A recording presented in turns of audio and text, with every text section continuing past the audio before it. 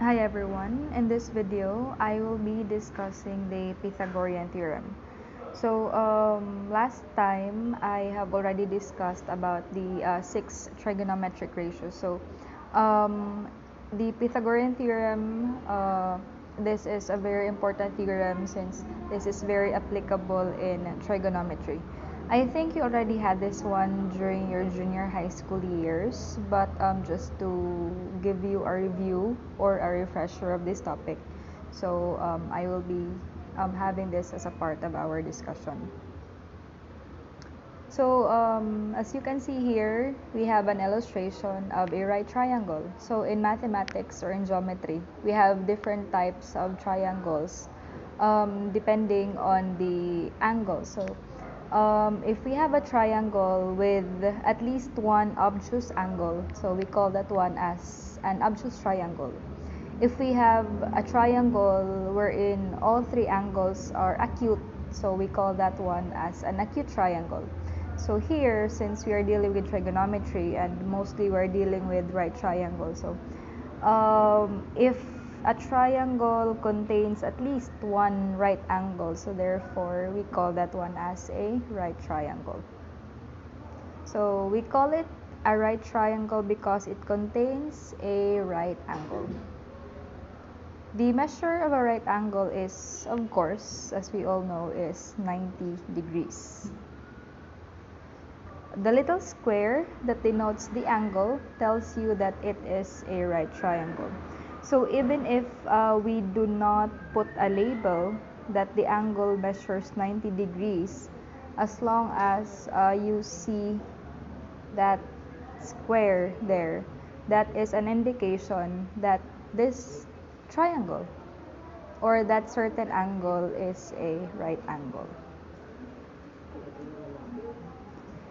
Now, about 2,500 years ago, a Greek mathematician named Pythagoras discovered a special relationship between the sides of right triangles.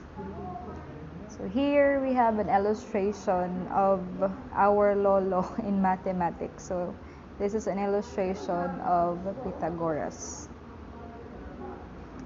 Pythagoras realized that if you have a right triangle, so given this right triangle,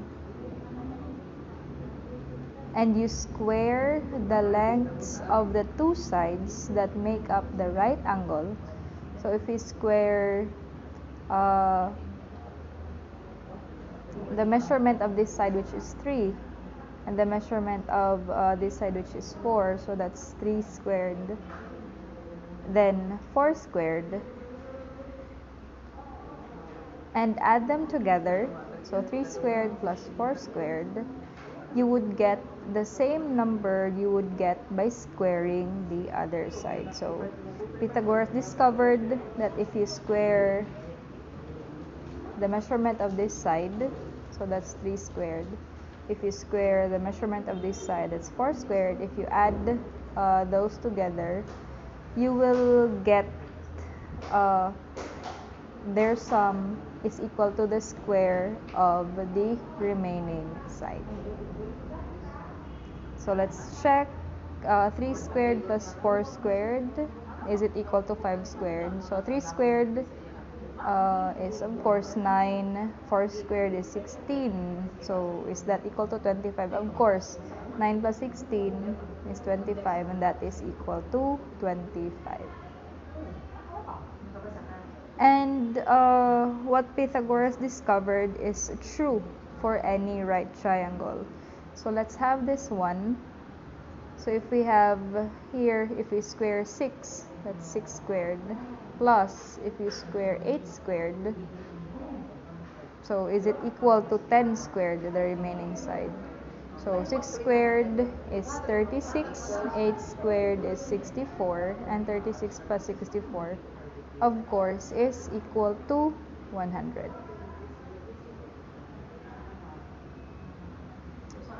Now, the two sides which come together in a right angle or a right triangle are called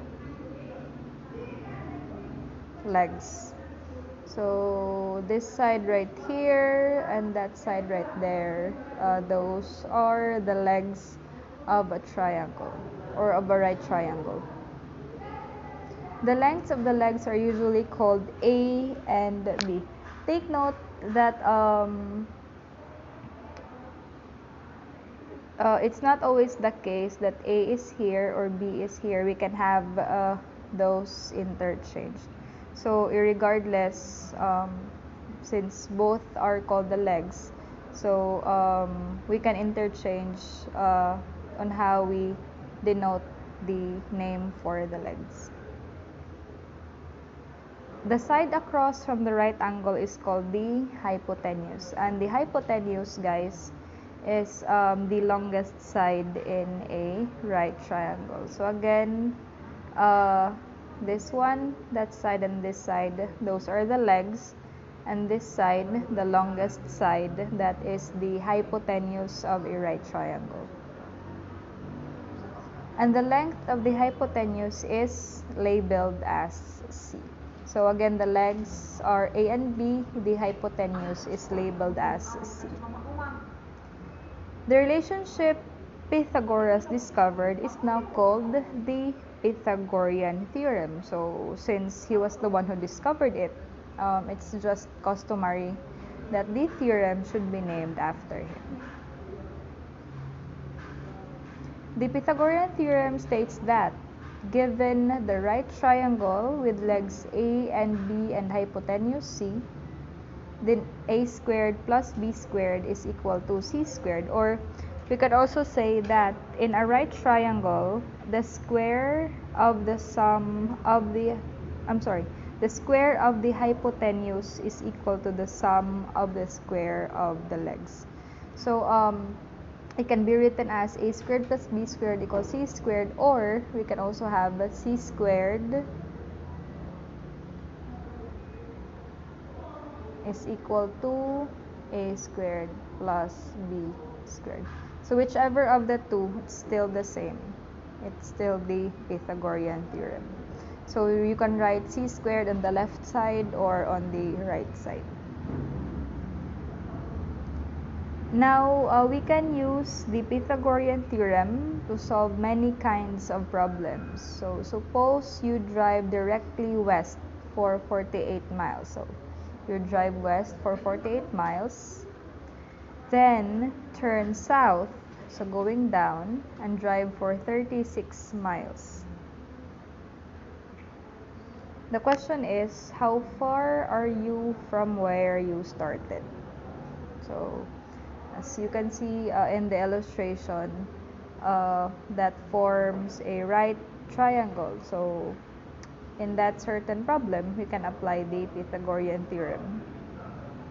So using the Pythagorean theorem, we know that 48, 36, those are the measurement of the legs, and the distance is the hypotenuse. So 48 squared plus 36 squared is equal to C squared. Or again, you can also write that one as C squared is equal to 48 squared plus 36 squared. So can you see that we have a right triangle? So this one.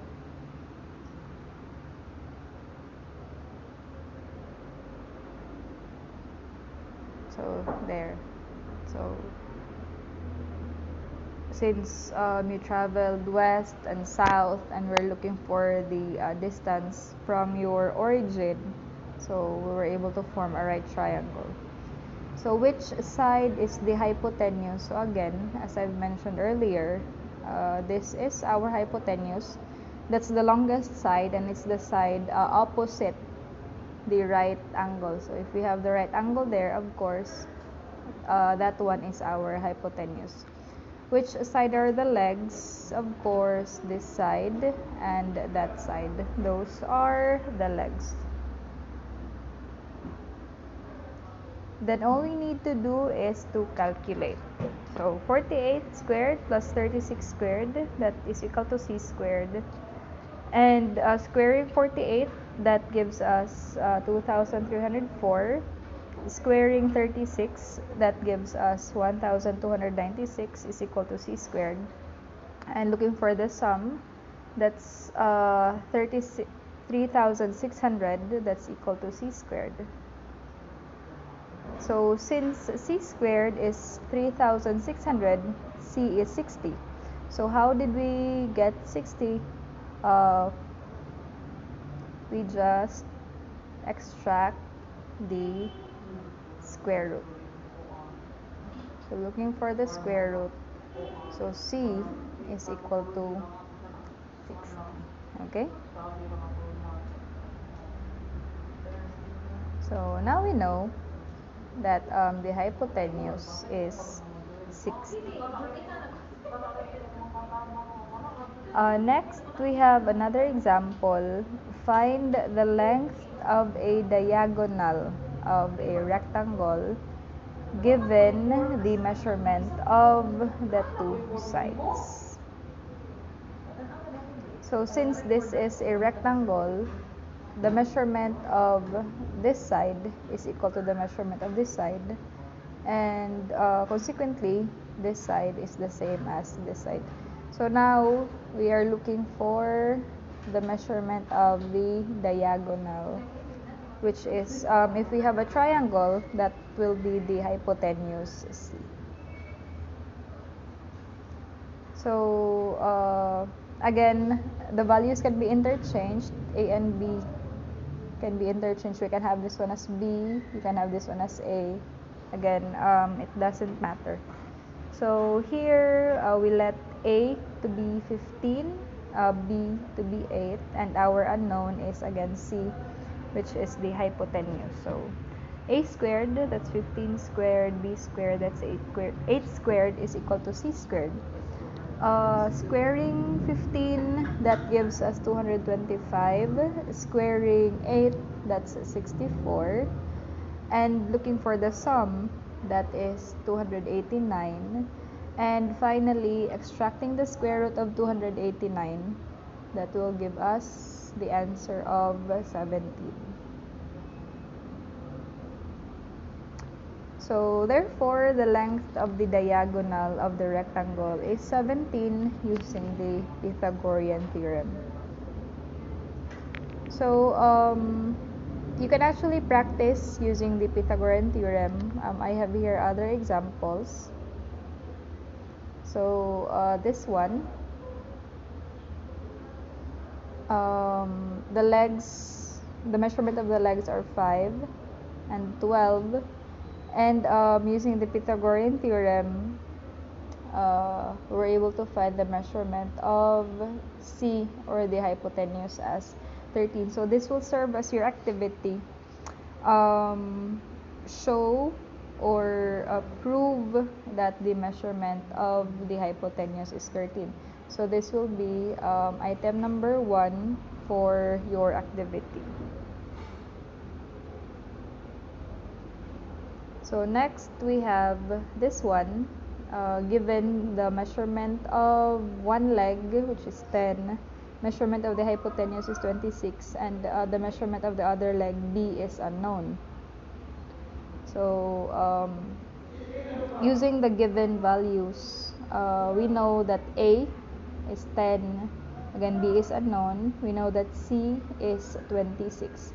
So substituting to the formula, or the Pythagorean theorem, so that's 10 squared,